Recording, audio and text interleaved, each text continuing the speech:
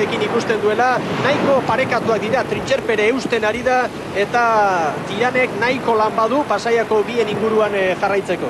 Bai, dudarik ez dago, ez, hor ikusi dugu, hori jo jun egin dela, horrekin ja ez dago ametzerik ere egitea, eta orain dudarik gabe, lehia hiru talde hoin artean dago, ez? Nik uste dut, hiru antzako ongi etortzen dela hirua bate-batea egotea, lehia estuagoa, eta norbe burua atzea ez usteko asmo horretan, askotan gertatzen da, sakabanatzen denean tanda o txanda, bakotxa bere lan egitea juten da, baina hemen ikusten ditugun bezala hiruak bate-batean egotea, nik uste dut hiru antzako mesede izaten dela.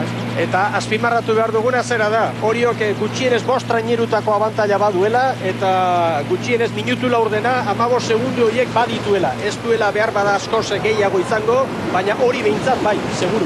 Bai, lehenko bentaja badaka dudikan gabe.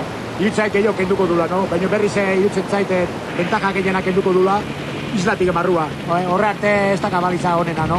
Baina ikiari ondo datoztia, raunean ikusten dira luze, eta datoztia ben arraunketa, no?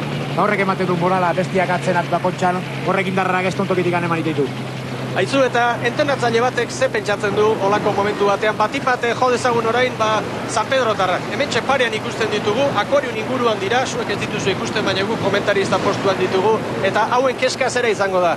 Noren mailan ibiliko garagu, hori horren mailan, alagatzeko irukote horren mailan. Eta horre entrenatzaileak eta gero patroiak zer egin behar du, mutilak lehen txandan olako diferentziak ikusita gero behar bezala motibatzeko.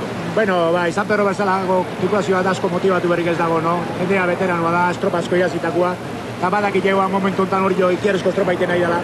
Baina normalmente, entrena horiek esango jo, lehen hori iazizegu hori joi, eta berri zelan agondo ite bali maio paseka hori irabaztean. Beti zaila esaten da, no? Aurren aitea kontxa, no? Honena esandare zaila esaten da.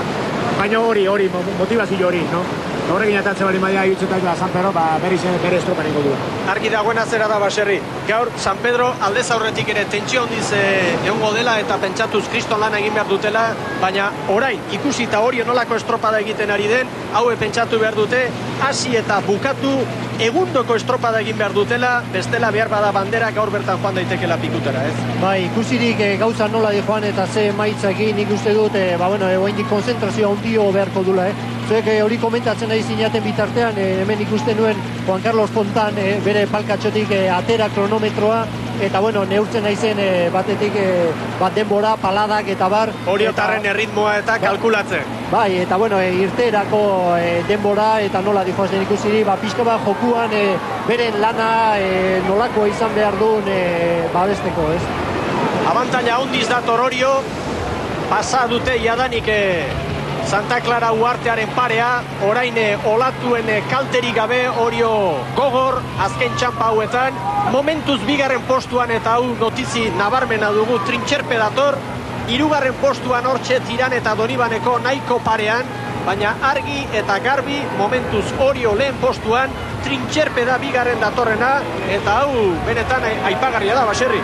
Bai, esan hori jo gorain ja uartetik akuariun paretik barrura kontan ja oiuak eta sumatzen lastezterala, eta naiz eta luze egin amaiera hori, nik uste dute illa indian jute zerala izugarrizko moralakin, ez? Eta dudarik ez dago, Trintxerpe hor dagola, ikusten du dagoeneko beste bi etzaileak atzien utzi ditula, beak ere, posaren posaz etorriko dire, eta esan, ez dela harritzekoa Trintxerperen lana, ez? Denboraldia guzian zehar hori jota San Pedro nartzean hor egonda gain-gainean, eta gaurko estropa dao, baziru dien, responsabilidadeko lanako egune izaten da, baina hori gainditu dutela, eta izugarrizko lan egiten ari dira, eta goraipatzekoa da, Trintxerpena. Eta Tiran eta Donibaneko, hortxe bilek alkarren onduan, epaile erdinan daukatela, leia estuan, eta nik uste neko parekatuta bile. Eta Jose Luis, korta kronometro astintzen jota fuego, Jose Luis, ze datu hartu duzu? Datu hartu dut, hori jo hemen 18 segundokin Trintxerperi, 22 segundo beste bilari, no? Ikusteta, barrua ez dela lehenbek kanpoa bezin ondo ju, baina ondo atozti. Berroita bi palan atozti, eta arraunian luzeina. Horai bizi. Bizi, horrek indarra ematen du latzean. Baia nola zartzeak horrek indarra ematen du. Baina arraunian ondo iguazti, hemendikan barruare metakan bixo kenduko bide. Argi dago, beraz, 20 segunduren bueltan izan daitekela, hori joke bigarren ari ateratako diferentzia, erabaki behar bada lehen luzean erabaki dute, egundoko zuloa egin dutelako, orain bueltan ikusiko dugu, baina diferentzia ongi gobernatzen ari dira oriotarrak, eta azken txampa honetan behar bada segunduren bat gehiago ere lor dezakete. Hortxe dira untziak, hortxe dira oriotarrak, Txiki Larrañagaren agindutara, kronometroa 19:47 da orain, marka 19:23 da, hori gaur ezinezkoa izango da gainditzea, itsasoa espaita lagun, haizea ere ez, bukatzen Orio, lehen txandan nagusi, 20 minutu pasatxo izango dira, hortxe Oriorentzat, 20:02. 20 minutu eta 2 segundu oriotarrek eginiko denbora, ona iruditzen zait, dagoen eguraldiarekin eta kanpokaldean itsasoak duen mugimenduarekin. Erne orain, tiranoso gogorari baita azken txampa honetan, potxe egin du Donibanekok, baina Trintxerpe dator bigarren. Trintxerpe orantxe, 20:23, hortxe segunduren bat gehiago, hirugarren tiran, eta laugarren Donibaneko.